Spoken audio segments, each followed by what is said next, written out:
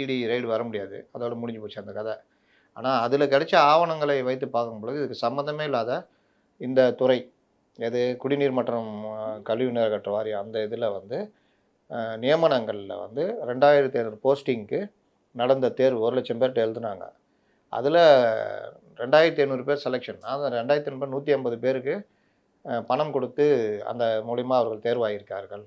அப்படின்னு நாங்க கண்டுபிடிச்சிருக்கோம். இந்த பணம் வந்து பல்வேறு வகைகள்ல வங்கி கணக்குகள் பல இதுக்கெல்லாம் போயிருக்கு. இன்னொரு பக்கம் ஹவாலா இது நடந்திருக்கு இதில. இது எல்லாமே ஆதாரப்பூர்வமாக உங்கள்ட்ட ஒப்படைக்கிறோம். நீங்க உடனடியாக பிரிவென்ஷன் ஆஃப் கரப்ஷன் ஆக்ட்ல லஞ்ச ஒழிப்புத்துறையில வழக்கு பதிவு செஞ்சு இதை விசாரிக்கணும் அப்படின்னு பிஎம்எல் ஆக்ட் 66/2 கீழ ஒரு அந்த அந்த இதில அந்த விதியின் கீழ கேட்கலாம்.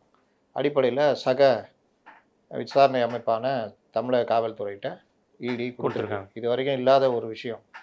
இதே வேறு சில விஷயங்கள்லாம் அந்த மாதிரி பண்ண முடியல. ஆனால் இதில் நல்ல ஆதாரம் இருக்கிறனால தான் கொடுத்துருக்காங்கன்னு நினைக்கிறேன். ஏன்னா இது வந்து ஆதாரம் இல்லாமல் இடி வந்து இந்த மாதிரி கொடுக்க வாய்ப்பு இல்லை. அது கொடுத்து இதில் வழக்கு பதிவு செய்கிறதுக்கு டிஜிபி உத்தரவிட்டே ஆகணும். என்னன்னா லேட் பண்ணலாம். உத்தரவிட்டுட்டு அதை நாங்கள் பரிசீலனை பண்ணி விசாரித்த பொழுது தகுந்த ஆதாரம் இல்லை என்பதால் இது வழக்கு விசாரணைக்கு உகந்ததல்ல அப்படின்றத இதை குவாஷ் பண்ணுறோன்னு முடிச்சு வைப்பாங்க. வழக்கமாக தான் செய்வாங்க.